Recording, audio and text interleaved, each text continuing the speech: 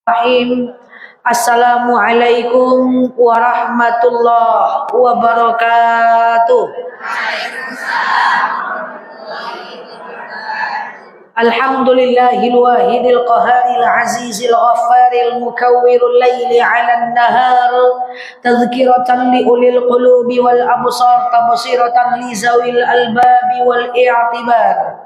Walhamdulillahilladzi nahmaduhu nasta'inuhu nastaghfiruh wa na'udzu billahi min syururi anfusina wa min sayyiati a'malina may yahdihillahu fala mudhillalah wa may yudlilhu fala hadiyalah. Nashhadu an la ilaha illallah nashhadu anna muhammadan abduhu wa rasuluh la nabiyya ba'dah amma ba'd. Kama qala Allah ta'ala azza wa jalla fi kitabihil karim, na'udzu billahi minasy syaithanir rajim. Bismillahirrahmanirrahim. Ya ayyatuhan nafsul mutmainnah irji'i ila rabbiki radiyatan mardiyah fadkhuli fi ibadi wadkhuli jannati al-ayah. Wa kama qala nabiyyuna Muhammad ibn Abdullah, man salaka tariqan yaltamisu fihi ilman sahalallahu bihi tariqan ilal jannah. Al-hadis sadaqallahul azim. Ibu-ibu yang saya sayangi karena Allah, sebelum kita mulai kajian kita berdoa kepada Allah, semoga siapapun kita yang hadir dalam majelis ini, insyaallah Allah sehatkan badan kita, Allah kuatkan jasad kita, Allah tambah roh keimanan kita, Allah luaskan rezeki kita, Allah angkat segala masalah kita, Allah jauhkan kita dari orang-orang zalim, Allah matikan kita dalam keadaan husnul khatimah. Amin. Allahumma amin. Selanjutnya, innallaha wa malaikatahu yusholluna 'alan nabi ya ayyuhalladzina amanu shallu 'alaihi wa sallimu taslima. Shalawat salam kita hadiahkan kepada baginda Rasulullah sallallahu alaihi wasallam dengan lafaz Allahumma shalli 'ala Muhammad wa 'ala ali Muhammad. Ibu-ibu yang saya sayangi karena Allah, pertemuan sore hari yang berbahagia ini insyaallah kita akan membahas tentang satu hadis. Yang hadis ini mengandung 3 poin. 3 poin inilah yang akan kita bawa pulang. Kita cuma berharap dari ilmu-ilmu yang kita dapatkan dari ustadz-ustazah kita, semoga kita ke depan menjadi lebih baik insyaallah. Karena kenapa ibu-ibu yang saya sayangi karena Allah? Karena ketika orang-orang ingin jadi lebih baik itu nggak bisa, hanya bisa dengan ilmu saja. Makanya ada dalil man arada dunya fa'alaihi bil ilmi. Siapa yang pengen dunia, ilmu. Man aradal akhirah fa'alaihi bil ilmi. Siapa yang pengen akhirat, ilmu. Wa man aradahuma fa'alaihi bil ilmi. Siapa yang pengen dua-duanya, dengan ilmu. Akan beda cara sholat orang yang berilmu dengan yang tidak berilmu. Akan beda cara orang berilmu kalau dia disakiti dibanding orang yang tidak berilmu. Akan beda cara orang-orang yang berilmu marah dibandingkan dengan orang yang tidak berilmu. Akan beda cara orang-orang yang berilmu itu tidur, makan, minum dibanding orang-orang yang tidak berilmu. Semoga kita menjadi hamba Allah yang ahli ilmu. Amin Allahumma. Hari ini kita akan belajar satu hadis. Yang hadis ini terdapat dalam hadis arba'in. Ada 3 poin yang sekarang cenderung saya sampaikan di mana-mana. Bunyi hadisnya begini. Ittaqullaha haitsuma kunta wa'atbi as-sayyi'atal hasanata wa la tabtamhuha wa khaliqin nas bi khuluqin hasanin. Kata Imam Nawawi dalam kata kitab ini dijelaskan bahwa ada 3 cara supaya kita ini bisa tergolong orang-orang yang beriman dan bertakwa di hadapan Allah Azza wa Jalla. Ibu-ibu yang saya sayangi karena Allah, kita mulai. Yang pertama, ittaqullaha haitsuma kunta. Bertakwalah kepada Allah dimanapun berada. Apa namanya? Ittaqullah haitsuma kunta. Bertakwalah kepada Allah dimanapun kita berada. Jadi dalam agama Islam ada yang namanya idrok silabillah, yaitu kesadaran akan urusan dan hubungan dengan Allah. Mungkin ibu pernah dengar kata-kata ihsan. Nanti saya jelaskan contohnya. Apa itu ihsan? Dia ada iman, ada Islam, ada ihsan.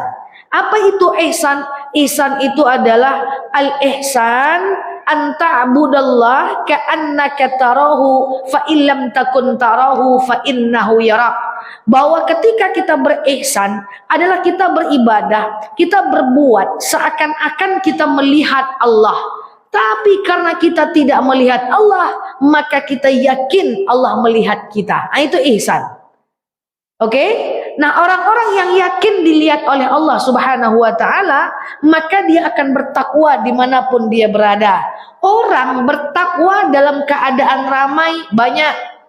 Coba ibu pergi ke Mekah, Madinah.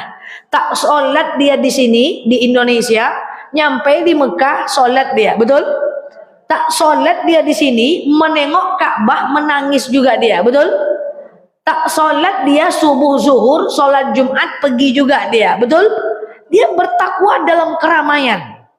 Jadi kalau ada orang bilang cari jodoh tuh carilah di Mekah tuh orang beriman semua. Tidak. Nyampai di Indonesia belum tentu dia tetap beriman. Maka keimanan umroh mabrur, haji mabrur itu dilihat adalah saat dia berada di tanah air. Kalau di situnya sholat sih sadonya. Betul ya? Nah, keimanan seseorang bukan diukur saat di Mekah dan Madinah. Keimanan seseorang diukur saat dia udah pulang ke tanah air. Jadi kalau ada dia berhaji masih gosip, berhaji masih tinggal sholat, berarti tidak mabrur. Dia tidak bertakwa dimanapun berada. Dia bertakwa cuma di Mekah Madinah saja gitu maksudnya. Paham ya? Nah, sama dengan seperti ini. Ibu kalau melihat ketakwaan seseorang, jangan ditengok saat sholat Jumat. Sholat Jumat semua laki-laki itu pergi. Kalau dia nggak pergi, malu dia sama temannya, betul? Nah, coba lihat keimanannya saat sholat subuh. Jadi kalau mau cari menantu subuh-subuh, ya kan, subuh-subuh. Tengok cigok-cigok dulu kan. Ada bujang ganteng atau ada bujang gantengnya medium, tidak premium tapi rajin ibadah. Jadikan menantu karena dia taat di waktu subuh. Siapa yang taat di waktu subuh, insya Allah dia adalah orang-orang yang benar-benar taat. Nah, ini yang saya maksud ya. Jadi ketakwaan kepada Allah itu ittaqullaha haitsu ma kunta. Kita bertakwa kepada Allah itu memang benar-benar dimanapun kita berada. Nggak cuman saat kita haji, nggak cuman saat kita umrah. Yang lebih parah nggak cuman saat puasa. Nengok kawan bergosip, woi puasa-puasa gosip. Iya juga ya, bekolah gosip waktu Syawal aja. Berarti tak dimanapun dia berada. Kan sering ya, ada orang gosip, kamu jangan gosip. Kenapa? Lagi puasa. Ya udahlah, nanti aja habis Isya gosipnya. Tetap tidak bisa. Karena ketakwaan itu dimanapun kita berada. Nah, saya jelaskan seperti ini. Ibu-ibu yang saya sayangi karena Allah. Banyak orang bertakwa saat berjamaah, tapi dia tidak bertakwa saat sendiri. Contoh, ibu-ibu keluar rumah, kata ustadz-ustazahnya, itu dianjurkan menutup aurat. Betul ya? Nah, artinya apa? Dalam keadaan sendiri maupun berjemaah, kita dianjurkan selangkah keluar rumah tutup aurat. Ada nggak ada orang wajib tutup? Kan gitu kan? Nah, pas keluar rumah ternyata nggak ada orang. Tengok kiri kanan, nggak ada orang. Masukkan sendal lantak aja lah. Berarti tak bertakwa dalam keadaan sendiri. Paham? Jadi ada nggak ada orang keluar rumah wajib tutup aurat. Kenapa? Karena kita bertakwa baik sendiri maupun ketika kita berada dalam keadaan berjamaah. Itulah orang yang bertakwa. Ittaqullaha haitsu ma kunta. Bertakwalah kepada Allah dimanapun kita berada. Ya, jadi kalau di tempat umum kita baik. Coba bayangkan ada orang yang di tempat umum, di kantor dia baik, terkenal bijaksana. Rupanya istrinya dimarah-marahkannya aja di rumah. Berarti dia tidak bertakwa dimanapun dia berada. Kalau ada orang yang di kantor kelihatan ramah, baik, senyum kepada semua orang, di rumah mukanya sama aja. Berarti tak bertakwa dimanapun dia berada. Kalau ada istri yang di luar kelihatan bijaksana, tapi kemudian di rumah dia melawan-lawan saja, berarti tak bertakwa dimanapun berada.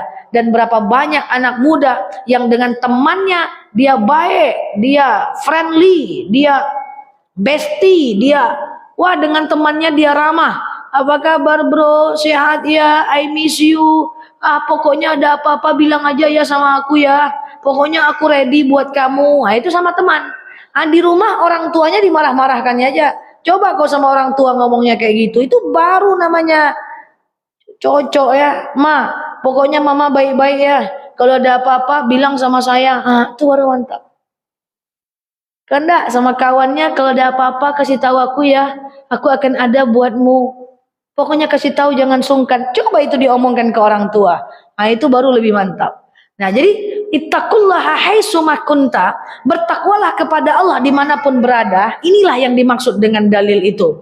Jadi kalau ibu ada nggak ada orang di rumah, ada nggak ada orang keluar rumah, tetap nutup aurat. Itulah bertakwa. Di luar dan di dalam rumah akhlak kita sama. Di luar kita ramah, di rumah kita ramah. Di luar kita taat, di dalam kita taat. Di Mekah kita sholat, di sini kita juga sholat.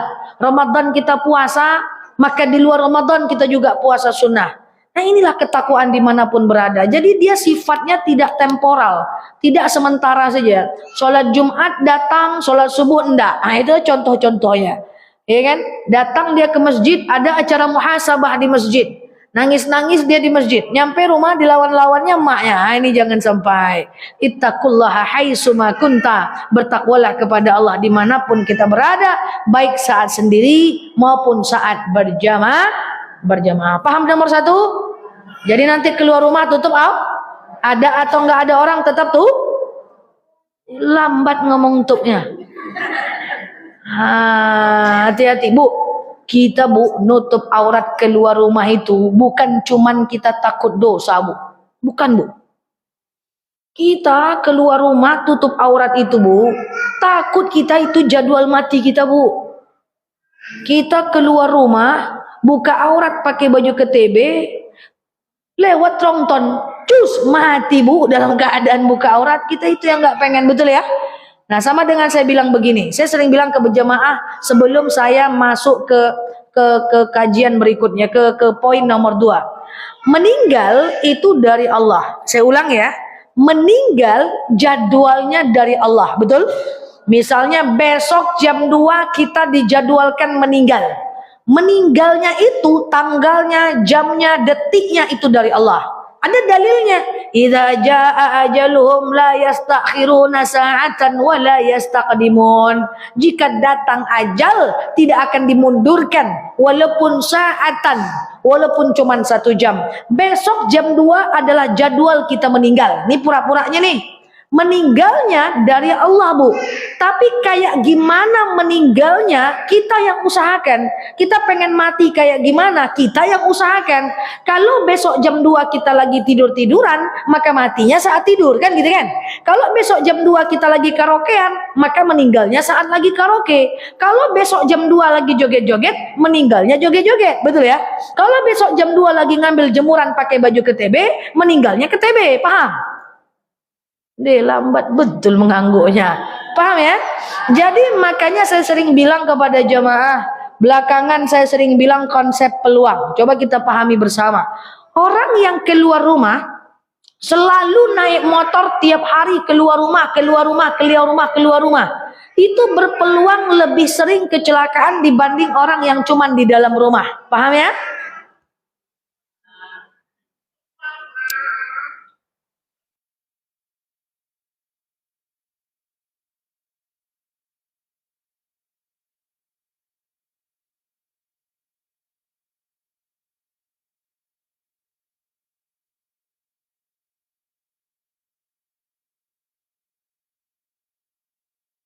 Orang-orang yang ibadat, orang-orang yang hampir kehidupannya itu untuk ibadah, ya, dia hadir dalam majelis taklim, kemudian dia zikir, dia perbanyak sholat, dia perbanyak ibadah, berpeluang meninggalnya dalam keadaan ibadah dibandingkan orang-orang yang tidak ibadah, betul ya?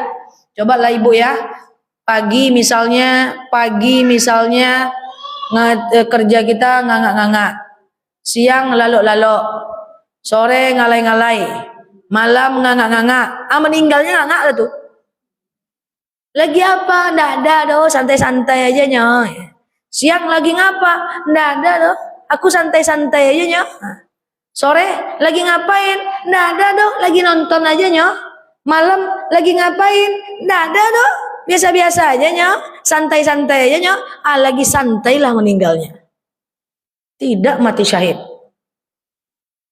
Coba ibu pagi majelis taklim sampai syuruk, lalu kemudian pulang nyuci masak, kemudian majelis taklim lagi jam 1, kemudian istirahat, kemudian belajar lagi, baca Quran, zikir, maka meninggalnya dalam keadaan zikir. Maka ini yang saya sampaikan bahwa meninggal jadwalnya dari Allah.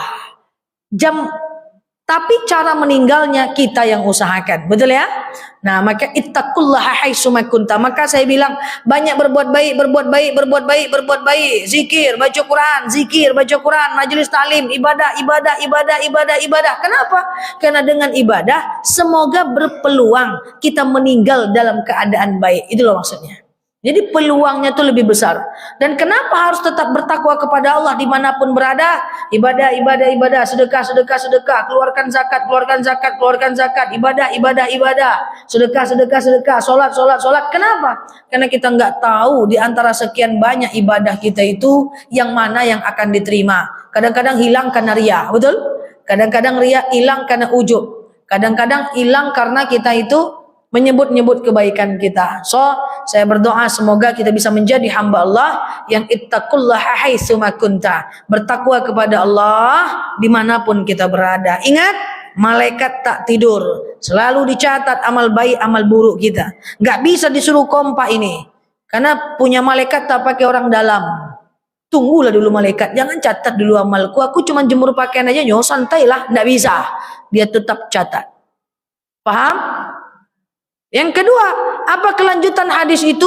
Yang pertama, ittaqullaha haitsuma kunta. Bertakwalah kepada Allah dimanapun berada. Yang kedua, ini paling penting nomor 2. Coba kita praktek. Wa atsbi isai'atal hasanata tamuha. Ini baru mantap nih. Iringilah setiap keburukan dengan kebaikan. Saya ulang. Iringilah setiap keburukan dengan kebaikan. Saya ulang, iringilah setiap keburukan dengan kebaikan. Maksudnya apa? Dalam keburukan ada dosa. Kita nggak pengen dosa, maka kita tambal dosa itu dengan melakukan kebaikan. Semoga kebaikan kita bisa meringankan dosa kita. Contoh, saya ambil sebuah contoh. Misalnya nih, ya, kita bergosip, berdosa toh? Maka caranya apa? Minta maaf kepada orang yang kita gosipkan.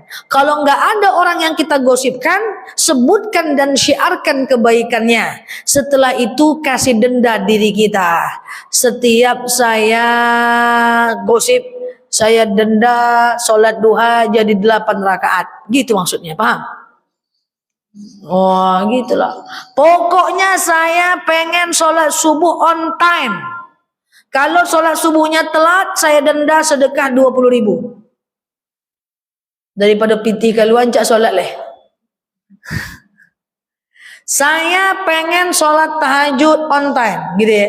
Nah kalau saya sholat tahajudnya nggak on time, lewat, maka saya denda duhanya 8 rakaat. Itu sama dengan melakukan dosa. Dosa juga seperti itu, ya. Setiap saya buka aurat keluar rumah, saya denda sedekah 30.000 gitu kan ya.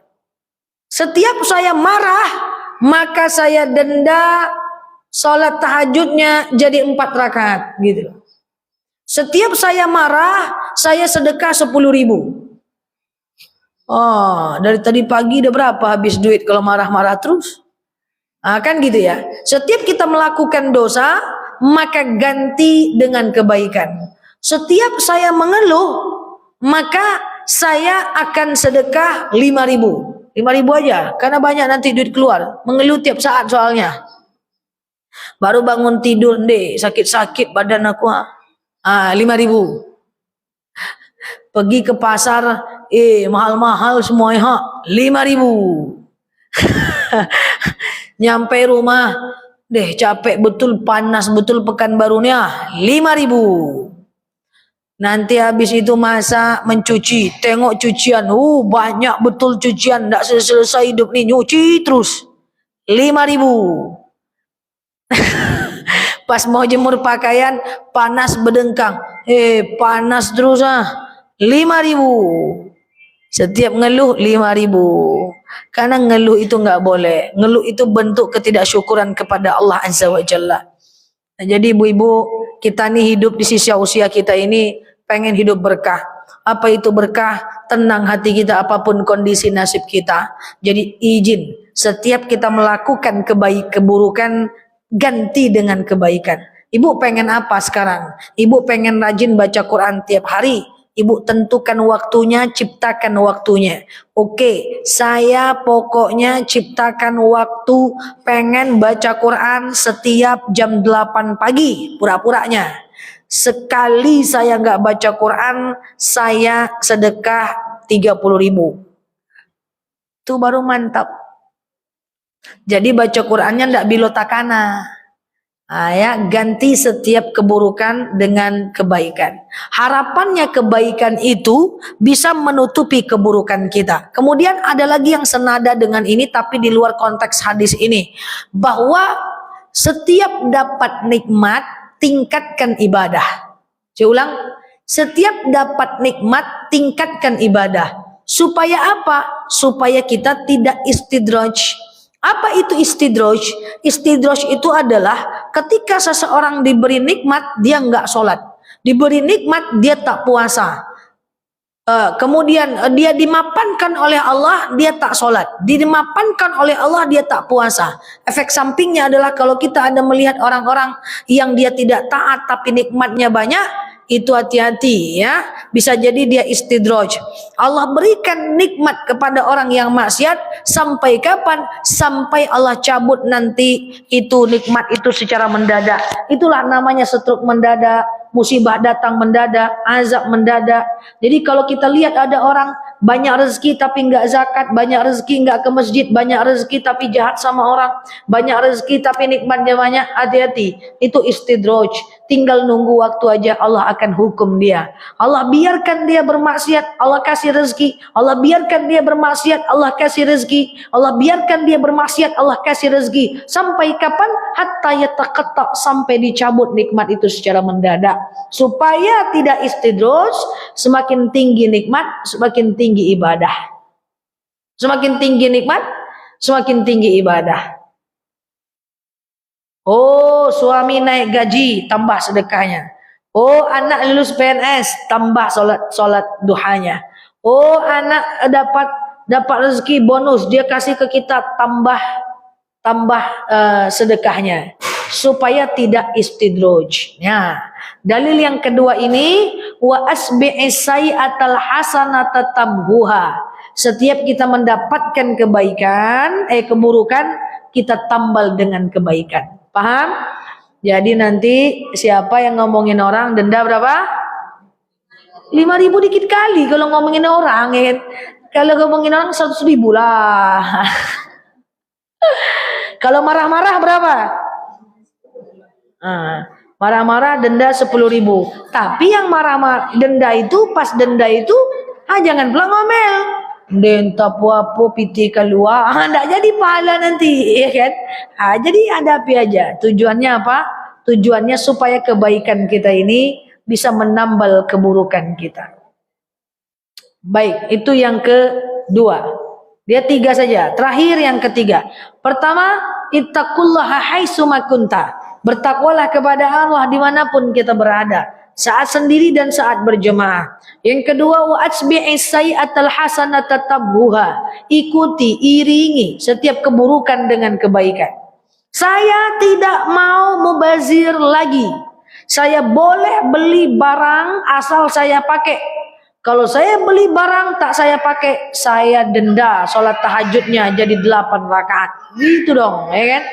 Sehingga kemubaziran kita bisa berkurang dosanya dengan tahajud kita. Nah, kemudian terakhir yang ketiga, wa khaliqin nas bi khuluqin hasanin. Dan pergaulilah manusia, bertemanlah dengan manusia, bersahabatlah dengan manusia bi khuluqin hasanin, dengan akhlak yang baik. Bayangkan kalau kita amalkan ini, kita bertakwa dimanapun berada, merasa dilihat oleh Allah setiap kita melakukan sesuatu. Kemudian setiap melakukan keburukan kita tambah dengan kebaikan. Setiap melakukan keburukan kita tambal dengan kebaikan. Lalu dengan manusia kita wa khaliqin nas bi khuluqin hasanin. Lalu dengan manusia kita berakhlak yang baik. Masuk surga kita. Amin. Dengan manusia kita akhlak baik, tidak usah menyakiti orang, jangan menghakimi orang lain, jangan cepat-cepat menilai orang lain. Ini baru masa muka kawannya sombong betul dia. Padahal belum tentu, jangan-jangan dia lagi mikirin hutangnya. Lewat sama kawan kita sapa, bu, nggak nyaut dia, bu, nggak nyaut dia, bu, nggak nyaut dia. Oh, takkan ku sapa kau besok lagi, sombong kali kau. Padahal mungkin dia tidak dengar suara ibu. Iya kan? Jadi ibu-ibu yang saya sayangi karena Allah, itu yang saya maksud bahwa wa khaliqin nas bi khuluqin hasanin. Apa makna wa khaliqin nas bi khuluqin hasanin? Pergaulilah manusia dengan pergaulan yang baik. Pertama, pastikan kita jangan menyakiti hati orang lain. Khalid sering keluar rumah dan dia berdoa kepada Allah, ya Allah, jangan sampai lidah dan perbuatan saya nyakitin orang lain. Maka kita juga kayak gitu. Ya Allah, jangan sampai lidah dan perbuatan saya menyakitin hati orang lain. Orang beriman adalah orang di mana dia berada, hati orang senang. Tidak ada orang yang tersakiti dengan kata-katanya. Tidak pernah dia merendahkan orang lain. Semua orang sama di matanya. Tapi kalau ada di antara kita, datang orang ke rumah kita, datang orang ke persatuan kita, sakit kepala orang deh, itu bukan orang yang berakhlak baik. Dela datang lo nyolea. Itu hati-hati. Ya. Jangan menyakiti orang lain. Kemudian kalau ada orang lain salah, ya maafkan dia. Ya, ada orang lain, jangan menyakiti hati orang lain, menghargai orang lain. Kalau ada orang lain salah, ya maafkan dia. Bu, apa tujuan kita memaafkan orang? Apa tujuan kita memaafkan?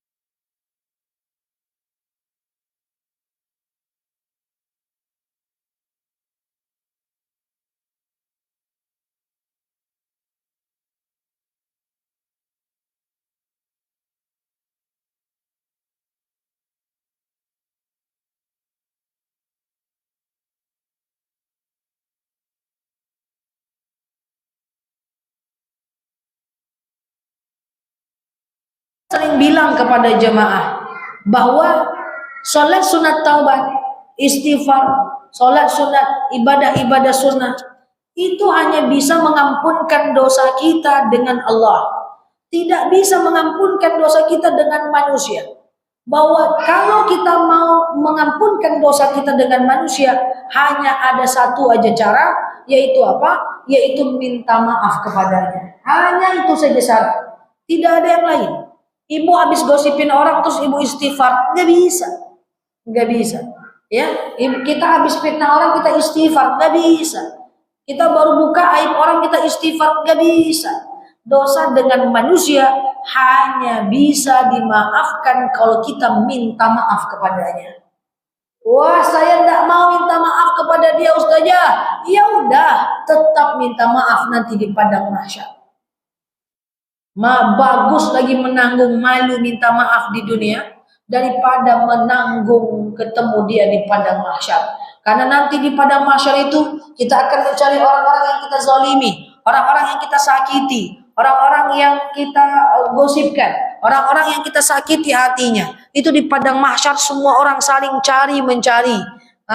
Beramai. Sekarang pertanyaannya kayak gimana kita mencari kawan di padang mahsyar, mencari kawan di pasar kaget aja pening kepala kita.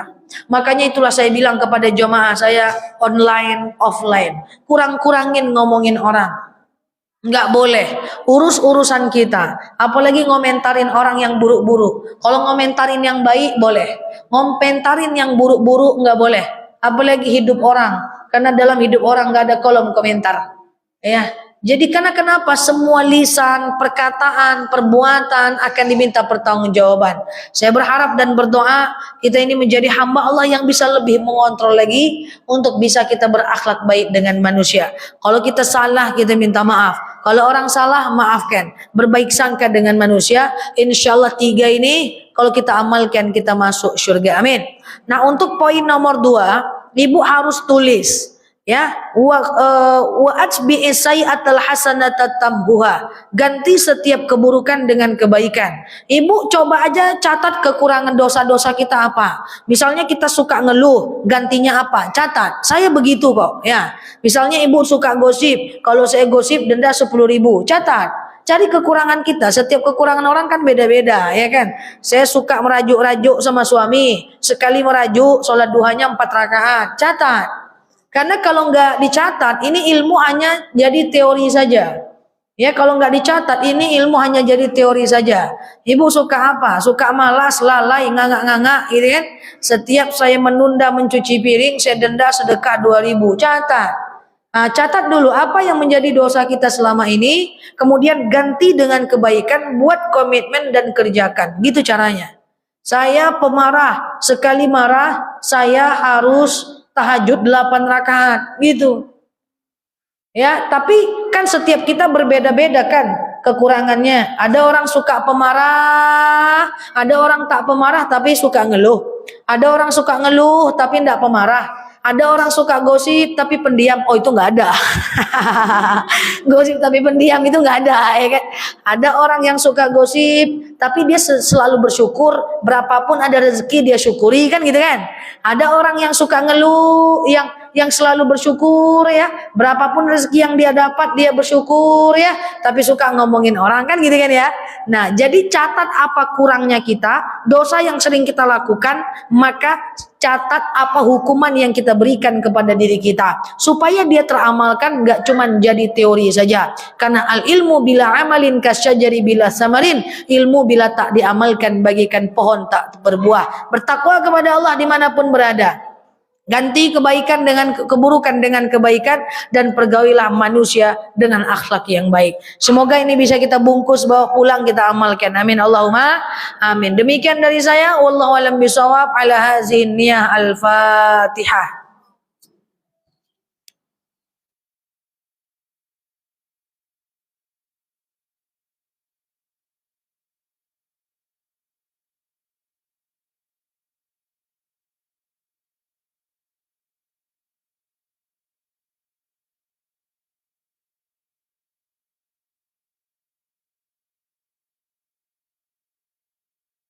wal jannah na'udzubika min sakhatika wan nar. Allahumma inna nas'aluka salamatan fi dinina, afiatan fi jasadina, ziyadatan fi ilmina, barakatan fi rizqina, taubatan qabla al-maut, rahmatan indal maut, maghfiratan ba'dal maut. Allahumma hawwin 'alaina fi sakaratil maut, najatan minan nari wal 'afwa 'indal hisab. Allahumma antas salam minkas salam wa ilaika ya'udu salam, hayyina rabbana bis salam wa dakhinal jannata darus salam, tabarakta rabbana wa ta'alaita ya hadzal jalali wal ikram. Allahumma inna na'udzubika minal hammi wal hazan, na'udzubika minal ajzi wal kasal, na'udzubika minal jubni wal bukhli, na'udzubika min ghalabati ad-dini wa qahar rijal.